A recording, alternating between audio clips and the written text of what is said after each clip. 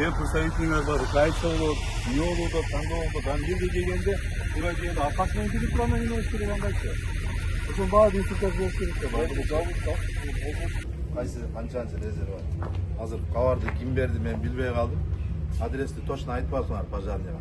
Болбосо сопровождение менен кызыл байрак менен кире беришten күтүп алышыңар керек. Вараттардан сопровождение турка алып келишиңер керек.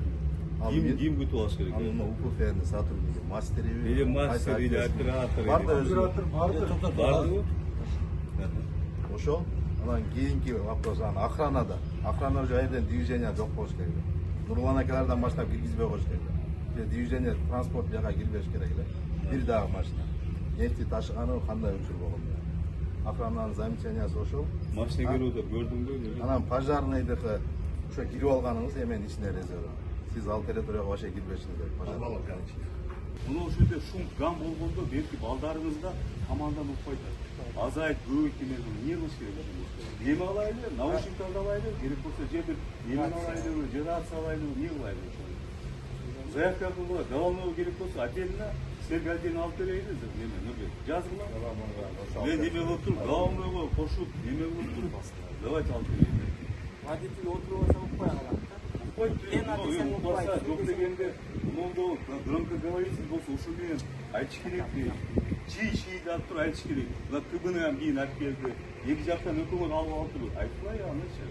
Ушул Кыргыз нефти газ ачык акционерлик коомунун Муңайды топтоо жана жөнөтүү ишканасында машыгуу болуп өттү.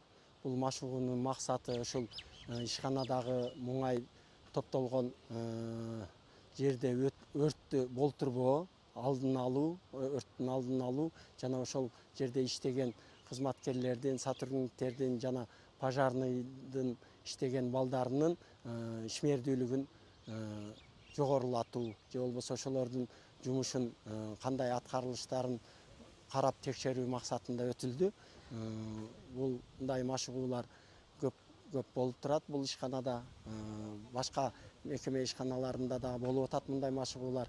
Бүгүнкү өткөн машыгуунун жыйынтыгында бул жерде өзүнчө добровольный пожарный ыктыярдуу өз алдынча кошун бар. Ошол кошундагы иштеди, ишин канааттандырарлык аткарды.